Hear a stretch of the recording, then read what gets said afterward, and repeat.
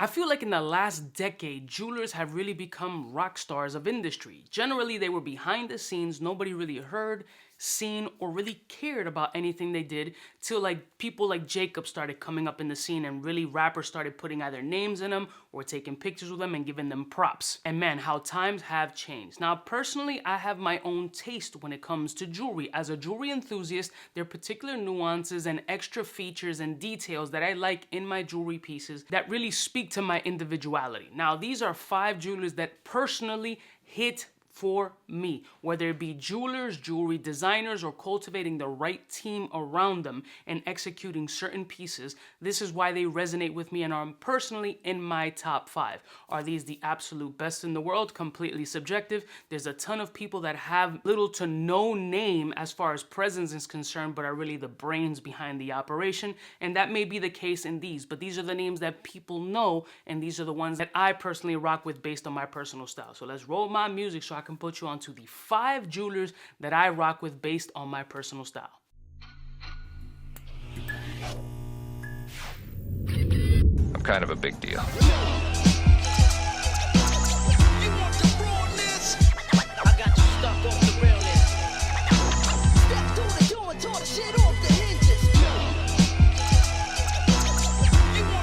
Listen, morning, my beautiful peoples. You know who it is. It's your boy, C to the U to the B to the A.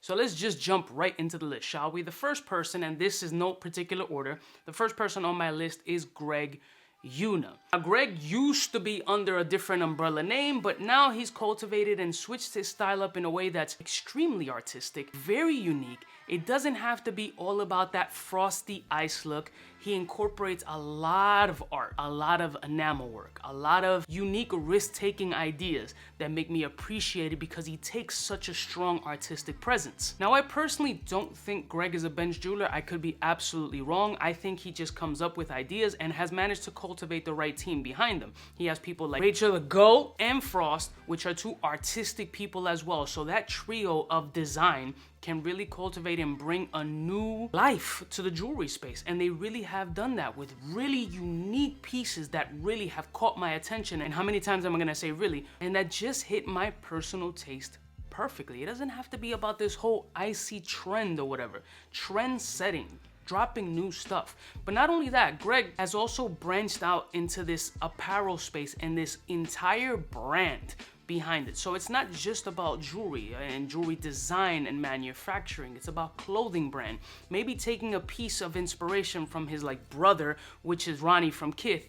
He's really imprinting his own space when it comes to an entire lifestyle brand that launched from jewelry. And for me, and I'm probably older than Greg, I find that to be inspirational because that's something that I'm recently putting and formulating in my head, that's a path that I want to take. And he's a great inspiration to me based on how he executes and how he thinks about things and how he strategically puts things together. Not just him and his team. Now, these aren't lists based on just this one individual person. You can't give one person the props for cultivating these type pieces. It doesn't work that way. It's not realistic. But if you got the right team around you, that makes you a particular judge of character and know the type of quality and execution you want around your entire brand, which is what makes me respect Greg. Now, Greg and I have a mutual respect for each other. He has shown love. I have reviewed some of his less expensive pieces in the past, and he's definitely shown love. He doesn't, at least to me, he's not on a pedestal that kind of disregards or whatever the smaller persons like myself.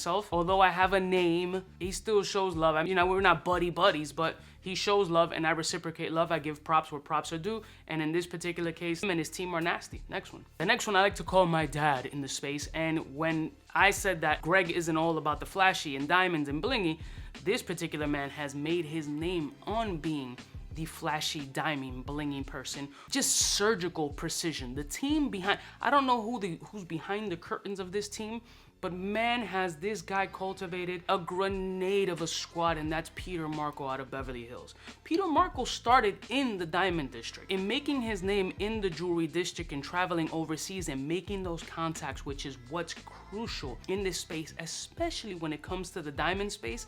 He's been able to amass, at some points, $1 billion of inventory in a Beverly Hills show, which is insane and wildly dangerous. But Peter Marco's educational level when it comes to stonework, setting, doing these prestigious luxury Harry Winston and Tiffany Cartier Van Cleef style execution when it comes to stonework is incredible. The eye for detail, design aspect, uniqueness, still merging old traditional techniques with a new twist, potentially reincarnating styles of the 20s, 30s, and 50s that may have potentially died, resurrecting them in a way that modern day rappers will wear now and bring back to the forefront, inspiring other jewelers to make these types of artistic pieces with stonework is incredible. His reputation in the jewelry and watch space is actually very, very good from what I know in the inside space. And truth be told, he's been massively successful without the heavy social media stuff until recently. That goes to show you not only the level of clientele he has, the level of pieces that he has, the type of business acumen that he puts out there and the reputation that he has is incredible. And I think that he's a stellar master when it comes to putting together diamond pieces in a way with precision, elegance, and a shitload of flash. Next one. Now this particular brand you may not have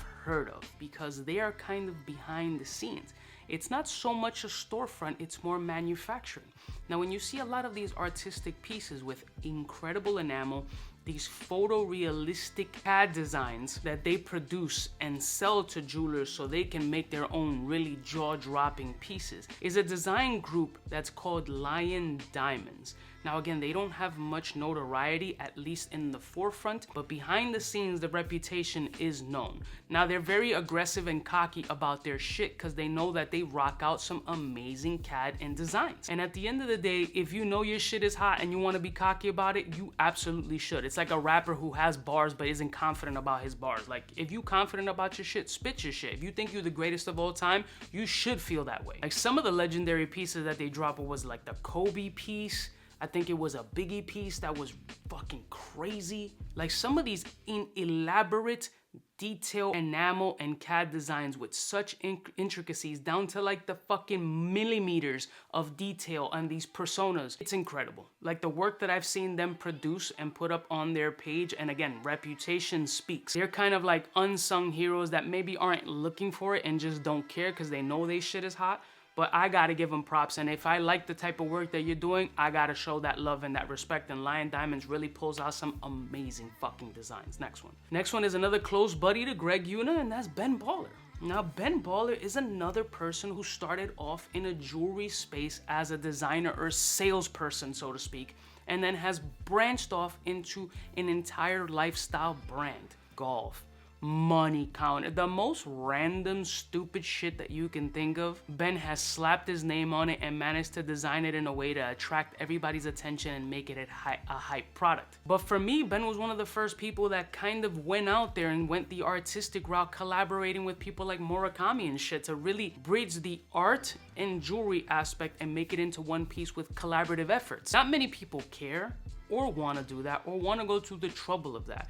Yes, you're going to charge an extremely high premium, but again, it's all about, can you do it? Are you going to be able to get Murakami to collab with you because your shit is that high? I mean, you can't. Relationships, networking, time, energy, marketing, exposure, name recognition, all these attributes there Ben Baller has. At this point, he's helped build a particular brand that has a name that can function on its own. He rarely does any kind of design work himself, maybe like 4 to 5 pieces max a year with a very high ticket on it. To not give props where props are due and bringing the whole art world and jewelry world and more collaboration, I gotta give Ben his props. I love a lot of the execution that he used to do. He's worked with everybody under the sun, as most of these guys on this list have. And I'd be remiss to say that everybody in the jewelry space has taken at least a nugget of idea from Ben Baller when it comes to the jewelry space. There's inspiration that all comes, it all trickles down the fucking pipeline. So Ben Baller,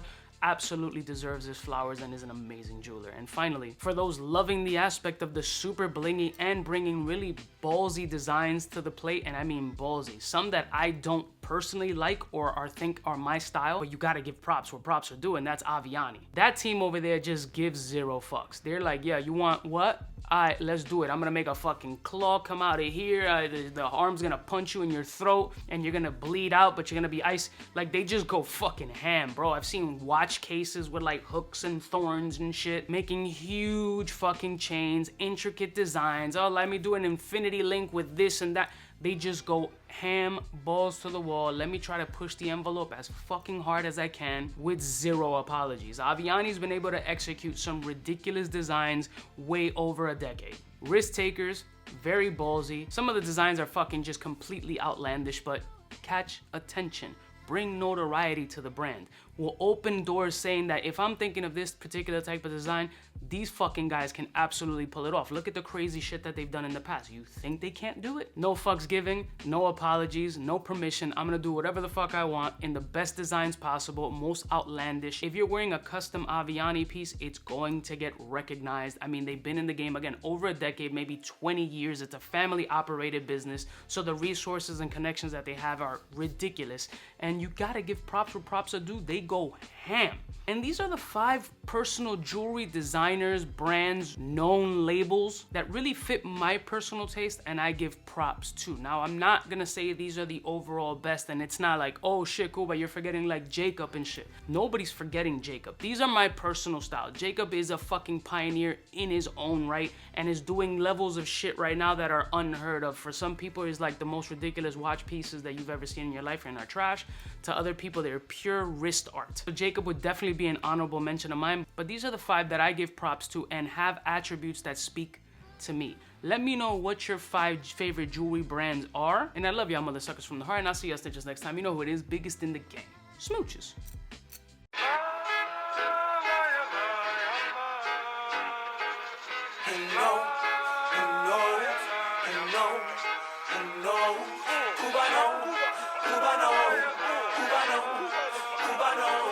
What's fresh? Who's best?